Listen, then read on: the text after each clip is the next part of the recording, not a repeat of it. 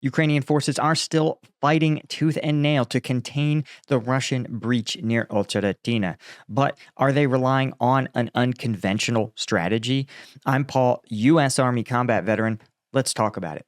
So, the last 24 hours, we've seen Russia continue to expand their breakthrough here in the Ocheretina region. It seems perhaps a bit more contained, or at least not quite as dramatic a breakthrough as we've seen previously. You can see Russian forces, though, advancing to the northwest into these open fields here, as well as some advances near Karamik. But again, we're looking primarily at a lot of open fields, a little bit in the village of Karamik itself. And I think this reflects a Ukrainian strategic choice. We know that Syrskyi is a commander who favors a mobile defense. And as we've talked about, Syrskyi also understands that the aid is coming, but a month from now, the Ukrainian forces are going to have a very different equipping package. Again, I operate under the assumption that Ukraine still had some reserve stores that they were trying to sort of it's a word I want, like ration out, and that once the aid was passed, you would see them reduce their rationing and put more of their aid, their munitions forward. But I think I was wrong. I think they actually didn't have anything. I think they were getting artillery shells by a trickle, and they were shooting them as soon as they got them.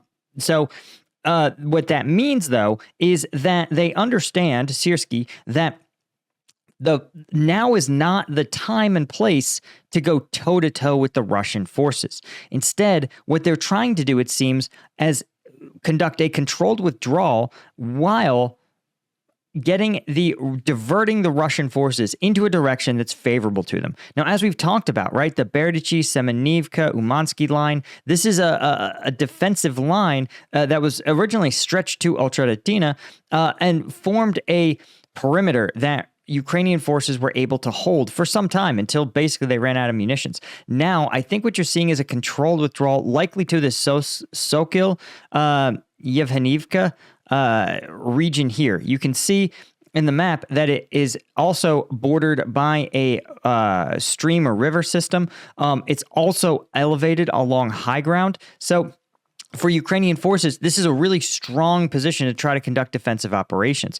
And now the problem is, of course, that if the Ukrainian forces themselves, they can't withdraw past this point if the Russians cut them off, right? So if the Russians are able to turn and flank south, then Ukrainians will not be able to get to this position. So what it seems like that they're doing is not trying to stop the Russian advance, but by trying to canalize it, by by creating a situation in which the easiest and most productive advance for Russian commanders looks like the northwest. But you guys can see that as you push to the northwest, you realize, one, there's not a lot of high-value terrain here. There's very few major roadways that pass through this region. You can see just a single roadway passes through here, and this region has literally no roadways, just a bunch of empty fields.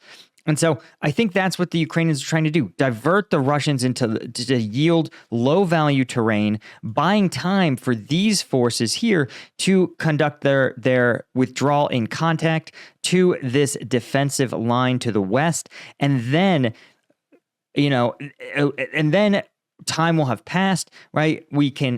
They can hold out for a few weeks while additional air defense missiles, additional munitions arrive at the front. Now, if you guys want to see what the fighting has looked like on the ground, YouTube won't let me show you that. You guys know I make war content, and YouTube, especially in an election year, YouTube doesn't have a very high opinion of small creators covering the news, right?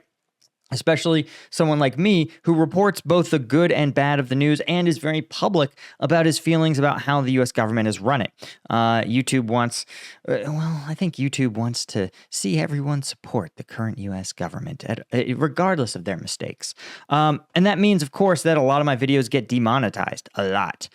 Plus, a lot of sponsors just won't touch war content. I've had sponsors say, we'd love to sponsor one of your videos, but we literally just can't because of your content.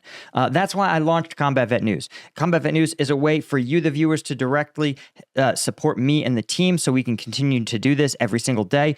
But what I give you is twice a week, I find the most up-to-date current viral videos of the frontline combat, and we do a deep dive analysis, right? So we watch some of the fighting in Ochottina and how the Russian forces are trying to stage this breakthrough and how the Ukrainians are relying on a very drone-heavy strategy to attrit them down. But if you want access to that, right, any one of the membership tiers will get you access. But if you really want to support the channel and have my eternal gratitude, plus the shout outs at the end of the videos, you can support me with the lieutenant tier or the colonel tier. So I appreciate all you guys that have joined us on Combat Vet News, and we're going to be looking at some of this fighting footage from Ochottina today, later today in just a couple of hours. Now, let's talk a little bit more in depth about this situation. And what's interesting is that you can see just how many units Russia has poured into this. They really are going all in on this breakthrough. The 15th Separate Motor Rifle Brigade, the 30th Separate Motor Rifle Brigade, the 132nd Motor Rifle Brigade, the 90th Tank Division, 132nd. I mean, just an eye-popping number. 277th.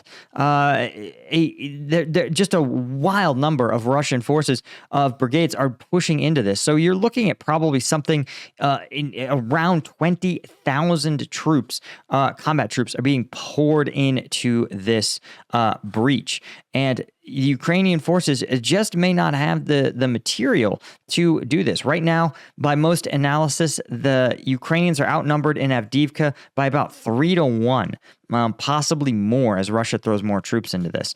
And 3-1 is actually a healthy ratio if you're the defender, but especially for Ukrainian forces who have an edge in technology. But without the munitions, the technological edge really doesn't account for much. So I think you're going to have to see them continue to fight this fighting withdrawal to better defensive positions and try to hold off this massive surge of Russian forces.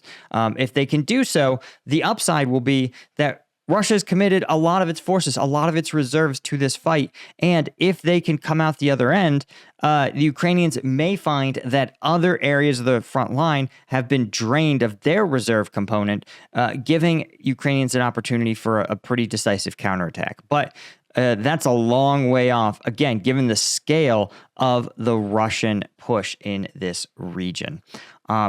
Anyway, guys, that is, well, actually, there's one more interesting story that I think is, kind of annoys me. ISW, very, very pro-Ukrainian, and I also consider myself pro-Ukrainian, but only in the sense that I would prefer Ukraine to retain its sovereign territory. That does not mean that I feel obligated to spin a bad situation as good, right? Because if you believe that bad situations are actually good, then you're not going to take them as seriously as you need to. And again, as a U.S. voter, you should understand that your leadership caused this pretty directly by delaying Ukrainian aid for something like 3 months after the Ukrainians said, this is our 0 day. That is what resulted in this situation that we're looking at now. Now, what ISW points out, even they have to admit, Russian forces now have what's called the initiative. And in strategic and tactical planning, initiative means it's when the enemy is in react mode.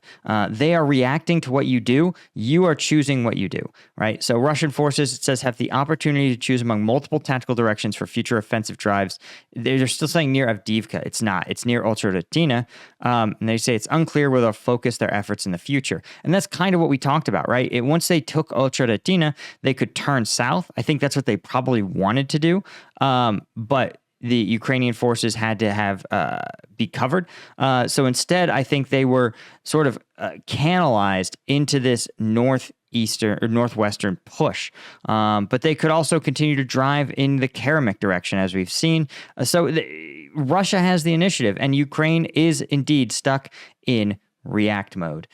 Anyway, guys, that is all I had for today. Thank you guys, as always, and a huge thank you to all the members of CombatVetNews.com, all of our Colonel tier members, who I couldn't do this without, and our Lieutenant tier members. I really appreciate all you guys and your contributions. Thank you so much, and I'll see you guys in the next one. Cheers.